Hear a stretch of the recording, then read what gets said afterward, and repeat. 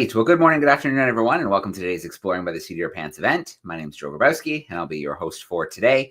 We have 2 weeks left until the Christmas holidays, but we are going to keep them pretty busy. We still have a full schedule of live broadcasts coming your way between now and the wrap of the 2025 school year. So check out exploringbytheseat.com where you can find all the events we have coming up.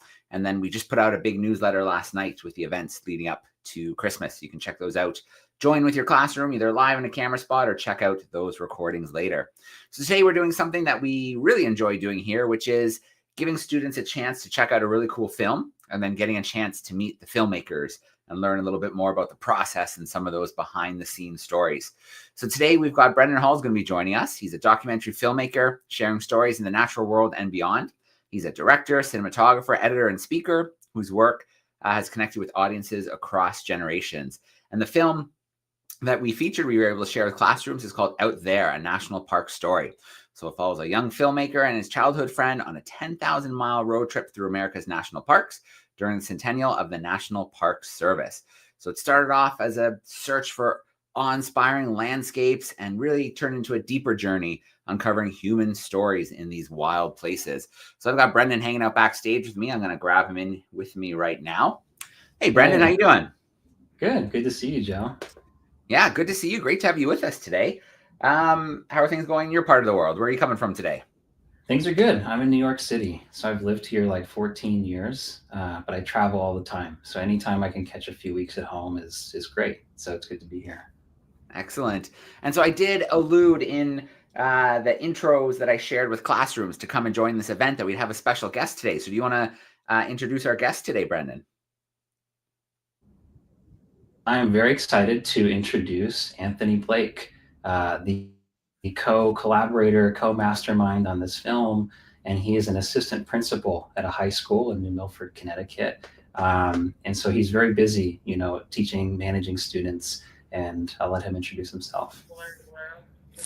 Hey everyone, good afternoon. My name, as Brendan alluded to, is Anthony Blake. I am an assistant principal here in Western Connecticut, specifically New Milford, Connecticut, and I'm so excited to join you all today.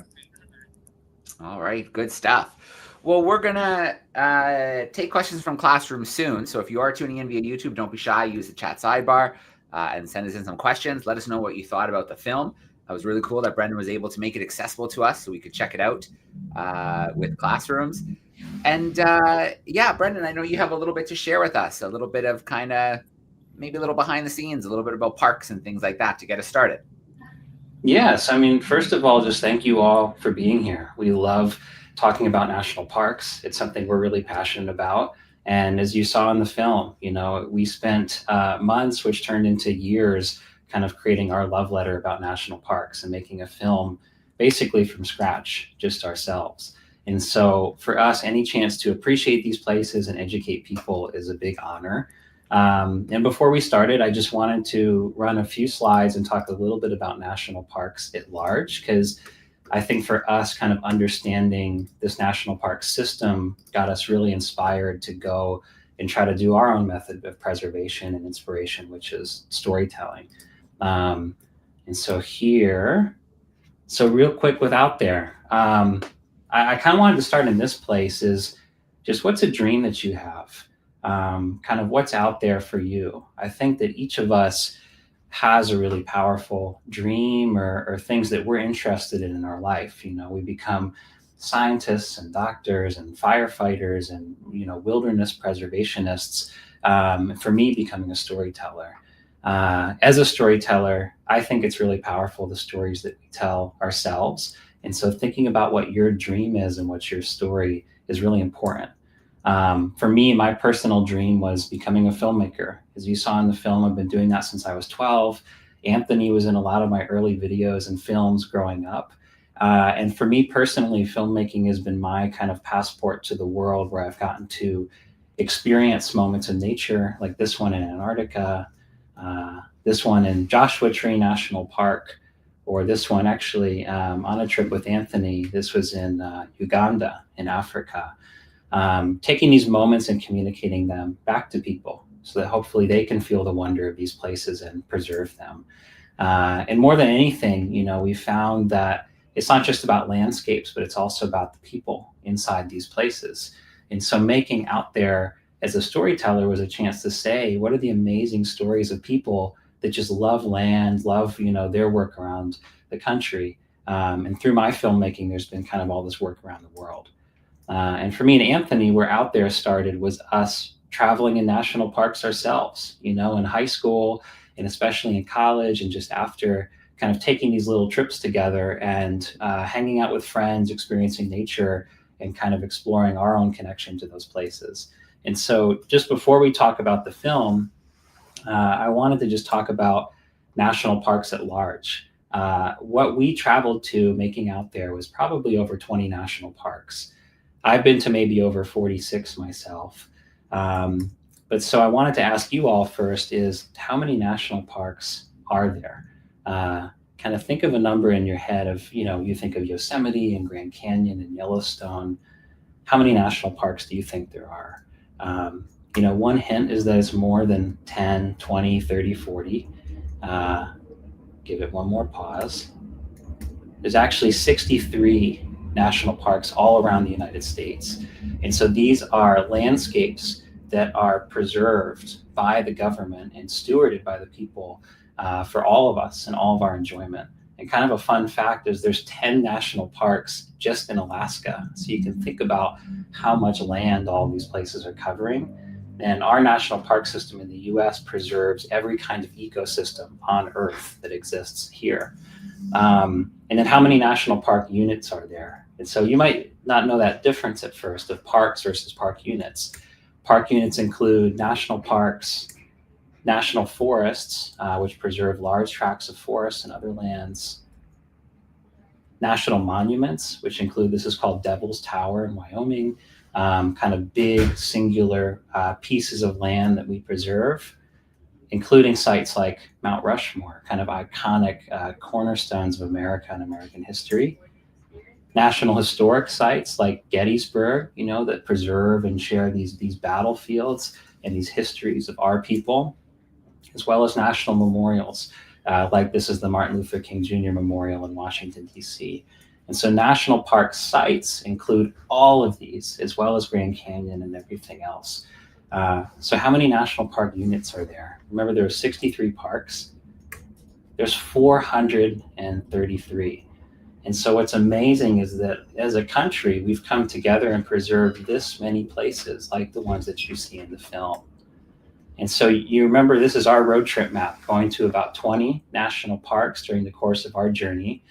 I have a friend named Micah Meyer who went to all 433 national park sites, and it took him 3 years to road trip. And this was his map.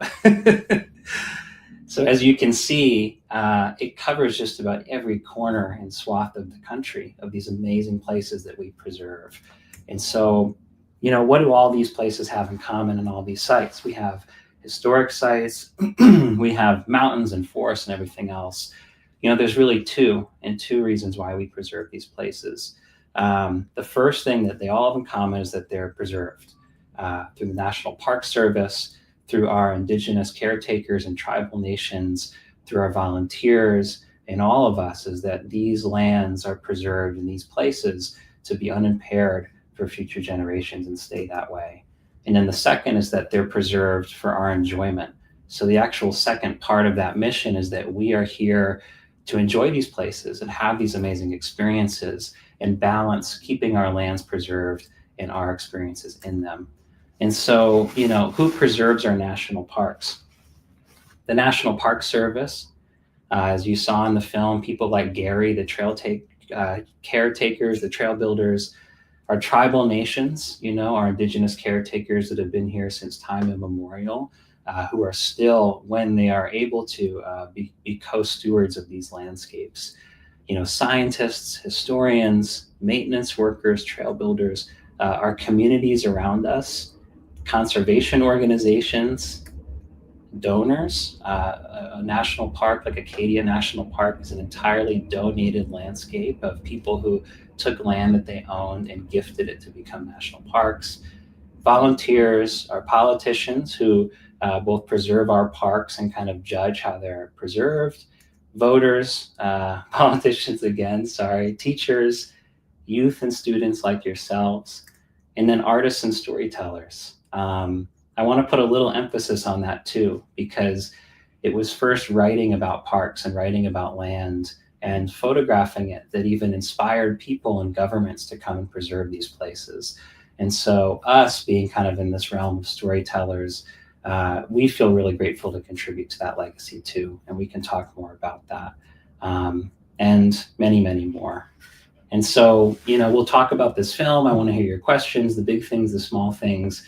But if there's anything we can leave you all with and make you think about walking away from this, it's how can we be stewards of these places too and preserve them and leave them a little bit better than we found them? And then what's out there for you? I think each of us, every one of you students and teachers and everybody has a journey that exists when you step outside of your comfort zone and explore what's out there for you. And so that's what we'd love to talk to you more about today. So without further ado, we'll go back to our questions.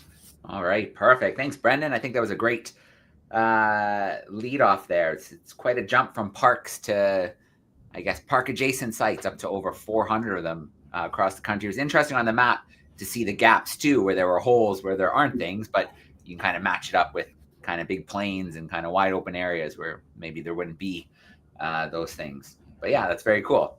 So the first thing I want to start off for you guys is, you talked a little bit about how this idea came to be, but was it like you guys out on a camping trip together and you had this idea around the fire, or did someone approach the other and say, hey, let's do this crazy thing?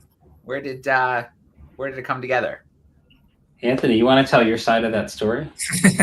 Yeah, I'd love to. Great question, Joe. So this started when I was in college. So I went to the University of Connecticut, which is represented right there. And Brendan, being the great friend that he is, paid me a visit right around my birthday in September. And as we've alluded to, our main hobby or thing we did together for fun was be outside in nature. So we went for a hike around the beautiful UConn campus, and Brendan pitched this idea of going to every national park over the course of a summer and making a documentary about it for the centennial of the National Park Service. And we took that idea, Brendan being kind of the creative and dreamer, and me being a little bit more of the pragmatic logistics person. And we came to this middle ground that got us really both excited. And as Brendan kind of left the last presentation on, that was what we decided was out there for us, is a trip that could happen over the course of for us, a inflection point in our lives of when we finished college.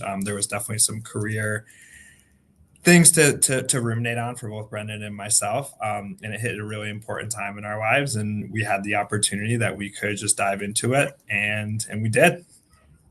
Yeah. And, the only thing I'd add too is I was just finishing film school.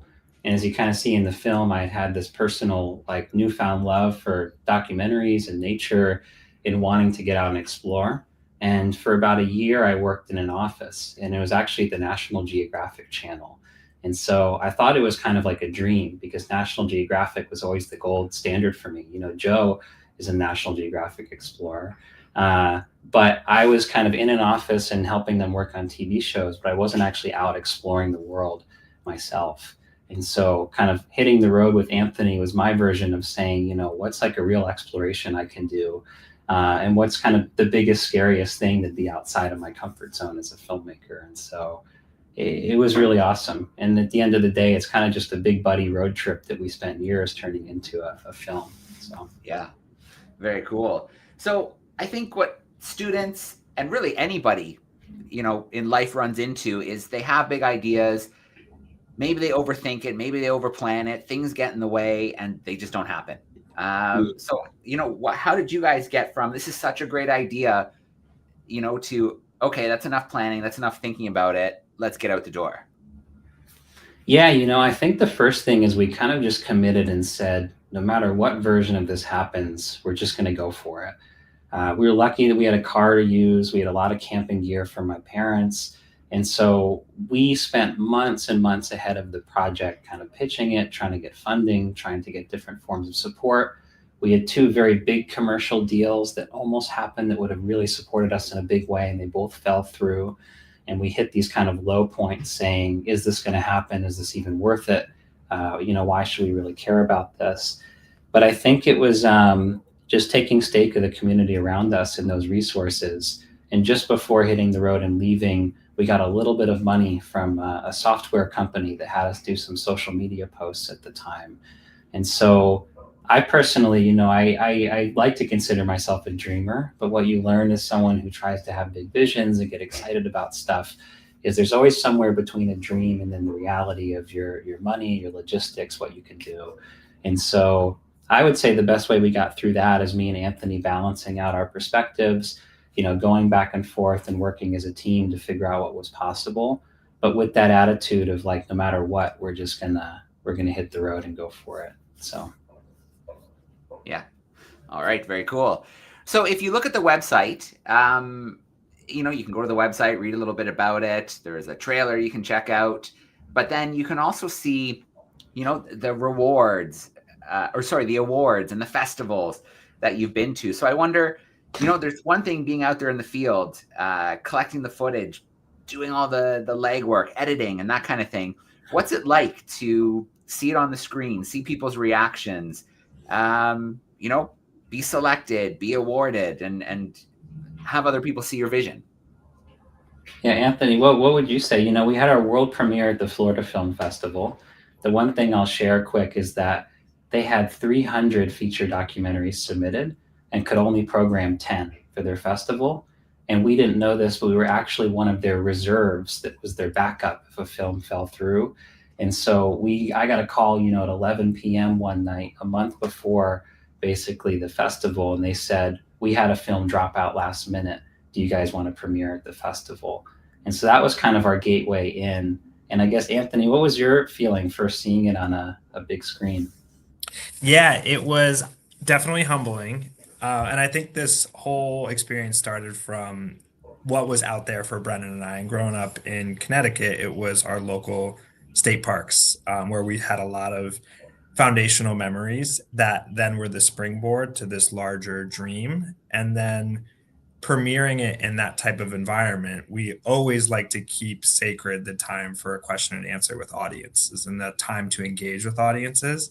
And for us, the whole arc of the story was really thinking that this experience was going to be very unique to just us going through the national parks, and then very quickly feeling how universal that experience was. And whenever we go and show the film to anyone, we're always humbled at how universal these experiences are. And maybe it is in Yosemite or Acadia or what's your favorite national park, but some of the stories that are most impactful are what's going on in everyone's communities around them, and where are those foundational memories, and what does it take for those foundational memories to become reality? Who are the people on the ground who are maintaining those trails or lobbying for that place to not be developed and maintain a public space? So it's just really humbling to see how what we thought was an experience that was really exclusive to just us and our upbringing, how universal it is for people around the country and really around the world.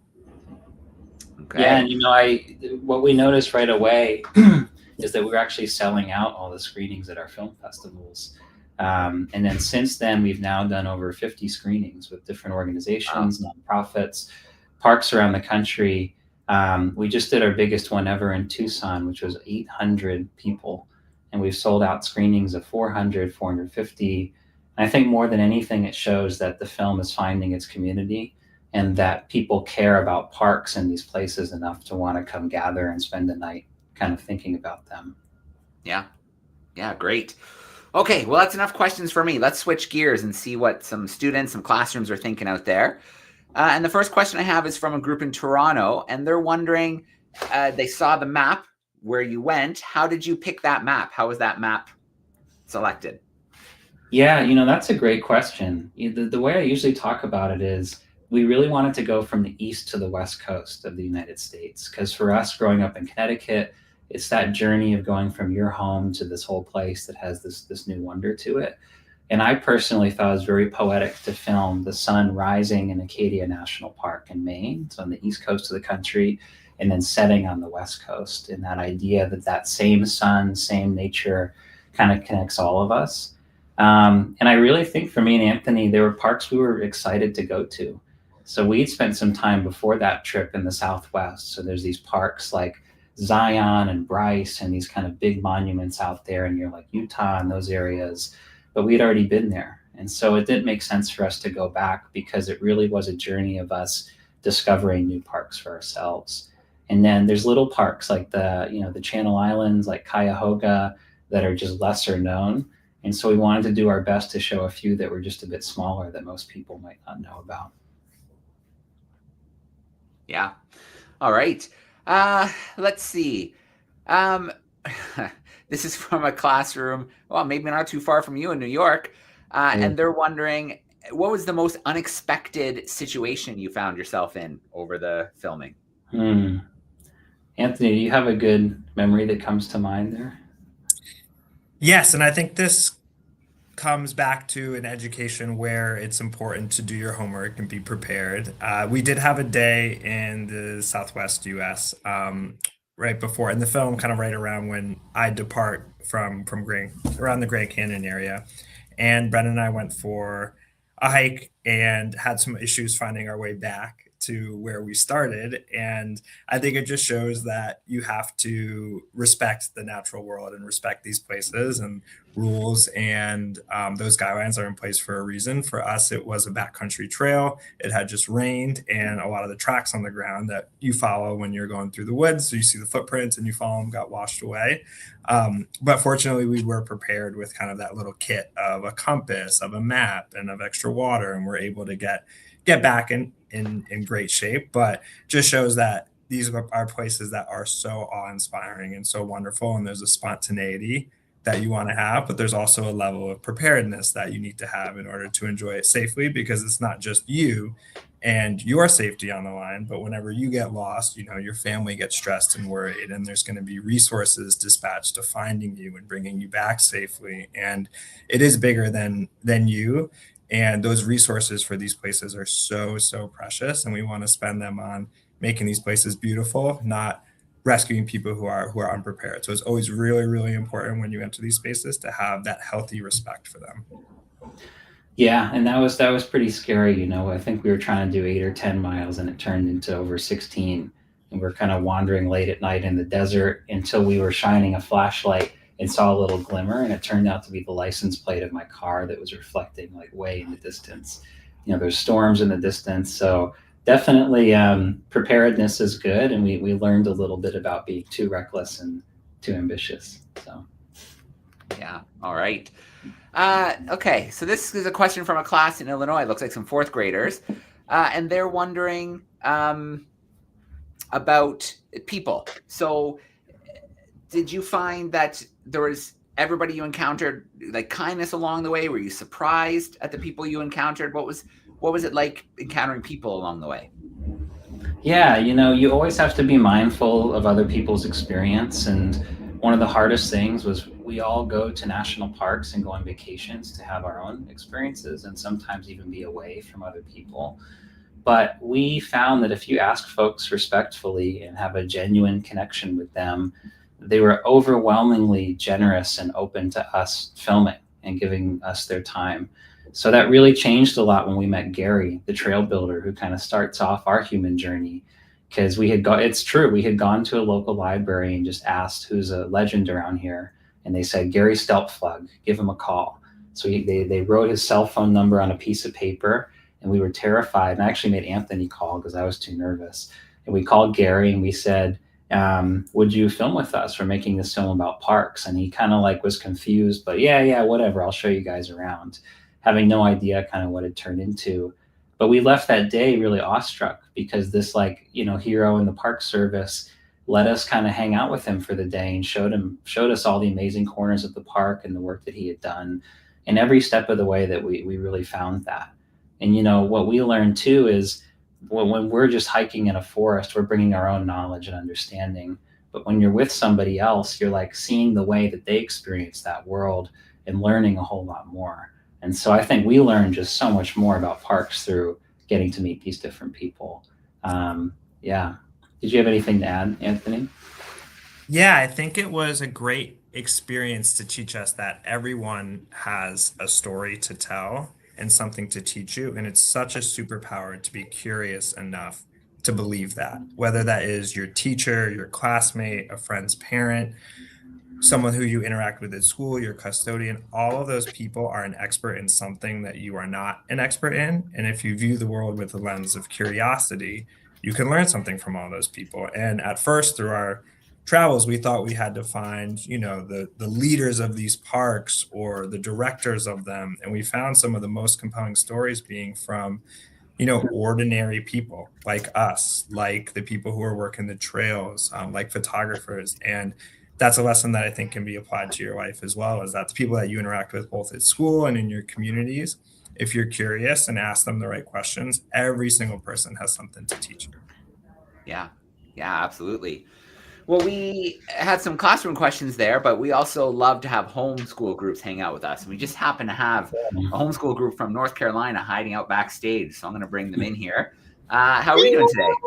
Hi. Awesome. How are you guys? Good. Hey, nice to meet you.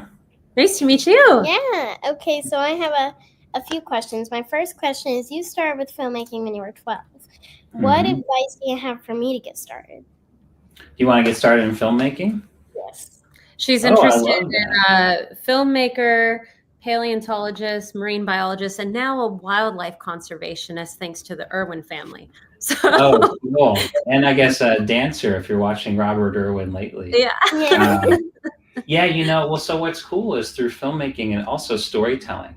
Storytelling, I think, is any way we get to find truth and explore the world and bring that back to other people. So that's writing, it's photography, it's kind of any kind of story that we try to tell, even a story around the dinner table with our families. And so being a filmmaker or a storyteller, you get to explore all of that stuff. Just this week, I was on a Zoom call with an astronaut talking about one project, another call with national parks organizations talking about that project, and a third call with an oceans organization talking about an undersea habitat that I'm helping them film. And so what I really love is I get to kind of walk in the shoes of people, like one step at a time, and learn about their lives through the filmmaking. And so, my advice if you want to start with filmmaking is that these days we have cameras like just in our pockets and just around us. And so you have the chance to film, to edit, to tell a story. It seems like you have an awesome mom, so you could interview your family and the people around you and start learning how to kind of build those pieces and tell a story. And what I think is really cool is that we've been telling stories as long as we're humans. So for over, 10,000 years, tens of thousands. And there's really cool kind of foundations of that have been true this whole time. The main one is called like the hero's journey. It's when someone sets out beyond their ordinary world and they get to explore something and learn from it and go on that journey as a hero. I really like Lord of the Rings. There's a character, Frodo, that goes into Middle Earth and has this whole journey and returns back to his home a little bit different. And I think for me and Anthony, that's what it was too. And so, basically I would just say, learn that technology, learn how to start making those films your own way, and just learn about storytelling. And you're going to start seeing that there's stories all around you. And then from there, you decide what you want to do. You want to go to film school, film camp, meet other filmmakers, share your work, and all that good stuff. So, the hero's journey reminded me of your idea about a sea turtle. Oh, yeah. She was thinking of from a sea turtle's perspective, how large the world is when he's coming out of the nest. And we were just talking about that yesterday. that is an awesome idea. In these days, there's even more and more technology being created where your stories can happen even quicker and almost as quick as you can dream them. And so someone in your shoes is going to have a lot of power to think of that sea turtle story and almost just manifest it and build it and show us, the way that you see it. So. Thank you, Brendan. Yes, thank you. What was your related question? Oh, so my related question was for both of them, right? Yes. For Anthony and Brendan. Yes. What made you decide to be a filmmaker? Ooh, I fell in love with doing it. And I think I started finding that as I got to film things, I also got to have life experiences. And so Anthony used to be one of the early actors in some of my videos when I do narrative stuff. I filmed skateboarding for a long time and my friends skating, and I'd film on vacations. And so I think I just found it was the thing that I really, really loved. and wanting to do it so much that I would put in kind of the hard work it takes to really make it a career and study it. What about you, Anthony? What about your journey?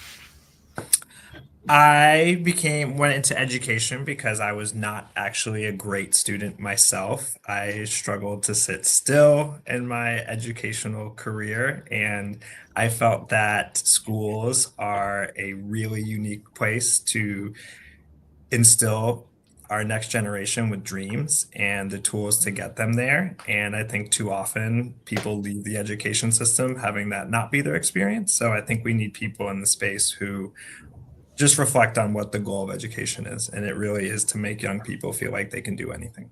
Yeah. Yeah. Amazing. Yes. Thank you. Thank you both. Thank you so much. Thank you. I had a quick question, if I can ask. I was just wondering, in and this isn't unique to our times. This is sort of a historical question, but there's always going to be external pressure, other stakeholders wanting to take and others wanting to give. And so, how do you, as a storyteller, how do you help ensure these ecosystems are protected? Like, it's interesting to me that the government takes care of these lands, but what about when agendas change or there's a capricious whim? Like, what protects those lands then? Is it just history? How do we insulate ourselves? Yeah, it's a really hard question, and there's no one easy answer. But I do think one of the truths is that the policies that get put in place are only as strong as the response from the people and our ability to kind of overturn things that might put our lands at risk. So there have been public lands policies this year that would have opened up lands to mining and drilling and everything else, that the public had a strong enough reaction and wrote to their Congress people and actually were able to push them back. At the same time, the thing I tell people is that protecting our natural world is a generational fight. Every generation, there's going to be new waves of people that want to take these lands so that we can all enjoy them. But there's also a new generation of stewards and storytellers and scientists and politicians who want to push back on that. And so what I personally try to focus on, and I'm learning more about this every year because I always feel like I can do more, is what is the thing that I can contribute to this that's the most meaningful. And I think for me, it's that storytelling and filmmaking piece. And then we work with different nonprofit organizations around the country to say, how can you use this film to support your goals? And we've now worked with dozens, which is really cool. Everything from Grand Canyon to Channel Islands to the US Virgin Islands and Yosemite and all these amazing parks, working with the organizations around them that support that government park. So yeah, I think like the people ultimately decide, and storytelling's job is to communicate ideas to the people and help us understand why we need to preserve these places. Anthony, anything I might have missed there to add? No, well said. I would just add from, my world in education, I think the problem of how we interact with our environment has been one that we've thought about since the beginning of human history, but we need in an education system to give our next generation the tools and the motivation to be the engineers, to be the scientists, to be the policy advocates, to help solve these problems, and also inspire the generation to go into this field and not pursue other ventures, and foster that sense of wonder and stewardship so that our next generation continues to care about these problems, but not just care about them, have the actual tools and problem solving ability to continue to solve them for us. And I think too, when I was growing up in an elementary school and middle school and really any kind of group setting, I was really comparing myself to everyone around me. But I've come to see, especially in something like national parks, the most important thing is that each of us grows up to become the person that we're supposed to be, kind of that's unique to us. So whether you're that scientist or that storyteller, that educator, that's who you should be because it's the most true to you. And so it means that you'll have the most unique thing to give back to the world. I live out here and I can look down and see my city in New York. It is just important for the architects and the people that built these buildings, or the, environmental science folks that come and clean up these streets and plant trees, the same way it is for the actors and all the people we imagine living in New York. And so it really takes all of us to build this kind of world and to preserve places like parks. So. All right. Well, thanks, North Carolina crew. Those were some great questions. Thank you. Thank We'll be you. ruminating on these for a while. So thanks. All Of right, course. perfect. So that last question kind of touches on the first question I have up here in the chat. This is from some 7th graders in Florida. You touched on, you know, the battle sometimes to protect these spaces, but some of the policies lately have been cutting funding and there's less personnel working in the park. So has anybody reached out to you with any stories to say, oh man, things are really tough right now or changing? Yeah, so unfortunately we hear stories almost every week from different groups, from friends that work with the Park Service, the folks on the ground. Anthony has a very dedicated and busy job in New Milford, but I'm often the one kind of going around traveling to these parks, screening the film. And I attended, I think, 39 screenings all around the country this year. And in each of these spaces, it gives me the chance to meet nonprofits working in these parks, superintendents of parks, who are like the leader of that national park on the government side, as well as just hear stories of people that are concerned. And the unfortunate thing is those layoffs and budget cuts and the issues that they're facing are very true and very real. And something I've heard is that national parks workers really care about their park. So someone at Yosemite who's now working 3 jobs instead of just one wants to keep doing that because they really believe in preserving the space. And then people like national park superintendents are having to put on a really strong face and be there for their people and act like everything's all right. But when they're kind of in confidence talking to me, it's a very, very tough time for them. And so it's really important to think about these organizations and other ways that we can support parks. And something we're passionate about is almost every one of these national park units that I talked about are a government site and they're government managed, but it also means that they can't fundraise. Yosemite, you can't just donate to Yosemite National Park. So that's why most of these parks have nonprofit organizations around them that actually support and uplift that national park. You can donate to them, you can volunteer, they can, hire a staff member to assist on their side to fill in some gaps. And so we think that that's where a lot of change is happening, aside from on the political level of, writing Congress people and trying to reverse law. I think something really difficult happening in environmentalism right now is there's so much going on in the news that we're maybe caught on to the few of the biggest park stories, but there's even more things being slipped under the radar in terms of mining and stripping lands away or reducing a monument. It's a very hard time for us all to focus on one thing and know everything that's going on at the same time. So, yeah, absolutely. Well, I think we have time to squeeze in 2 more questions, and so we'll go to something a little more fun for the students, and that's wildlife. So I'm going to combine 2 students' questions here. One, any wildlife experiences that stood out, and the second part is there something you were hoping to see and is still on your list because you didn't see it? Ooh, I love that question. I'll go really quick. A couple peak wildlife experiences are the dolphins in the Channel Islands that we saw. Mm-hmm. We were taking a boat out to the Channel Islands and saw like 4 dolphins jump next to it. And I was so sad that I missed the shot. And so on the way back, my camera was turned on and ready, and the slow motion was ready, sitting on the boat and bouncing around. And then like 50 dolphins in this whole pod jumped past us. So that was very serendipity. And I also had a chance just after this trip to go to Alaska in a park called Katmai and see grizzly bears and see them like catching salmon in a waterfall. And that was really cool. And they're very safe around humans there actually, because they have such a diet of salmon. But there was a moment I was hiking and one just started barreling down the trail towards me, but then ran away at the very last minute. There was an encounter I still have nightmares about, but it was totally fine. So cool. Go ahead, Anthony. Yeah, I would add along the same lines of bear encounters. When we were in Oregon, we did a 3-day backcountry stretch. And after a full day, I think we did 15 miles that day with gear on. We get to our campsite. We set everything up. I go to just dip my head in this river. Still had my things on, so I had my bear spray nearby, but dipped my head in.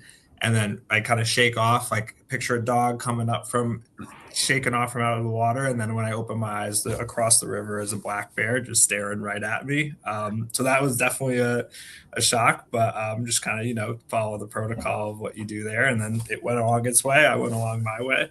But yeah, just getting that. I have not seen a moose yet. That is the one animal that I would really, really love to see. So I got to spend more time in northern New England to get that opportunity. Yeah, I have a lot of wildlife dreams, and it's maybe not a national park specific one, but I really want to scuba dive in the Galapagos Islands. And there's like schools of hammerhead sharks that'll swim above you. And yeah, that's just a dream of mine. I'm getting really into oceans and scuba diving. So I got to do humpback whale swimming, which was amazing, but I'm excited to see some big aquatic stuff. All right, very cool. I absolutely love diving, and I have been diving in the Galapagos. It's pretty awesome. But you got a whole new story you can do. The National Marine Monuments all around the U.S. could be a great story. Totally. It's an awesome story. And so that brings to the final question I have here, which is, do you two have any other schemes or adventures that you're cooking up? I like the word schemes.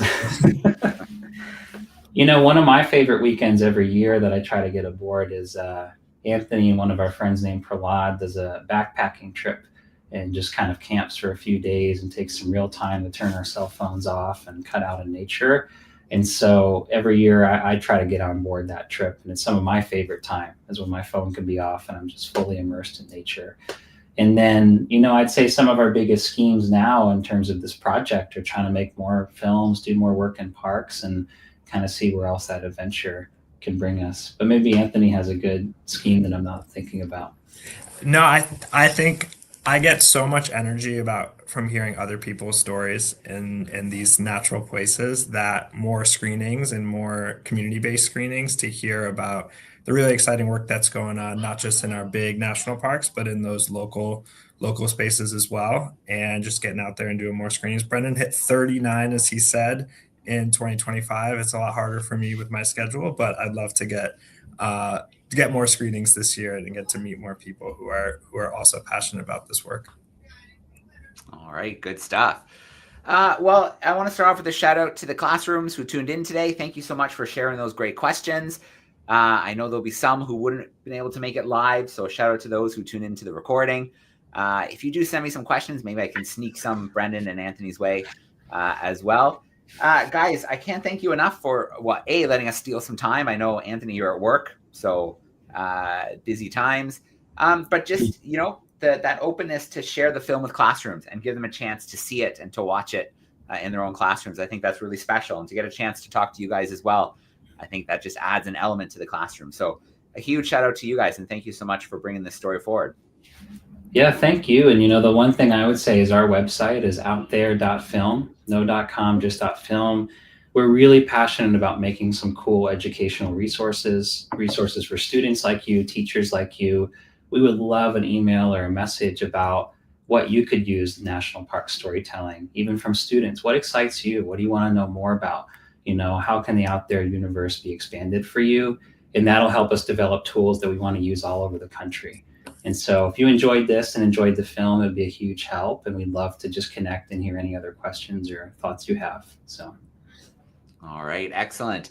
Well, thanks so much, guys. Shout out to our classrooms. Your week's just getting started, so we hope to see you in some more events before the Christmas break. But for now, we're going to sign off. And again, thanks, everyone. Have a great week. Thanks, guys. Thank you all.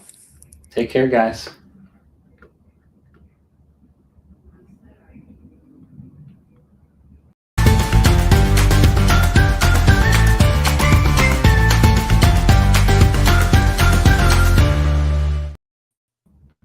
Okay, we're off air.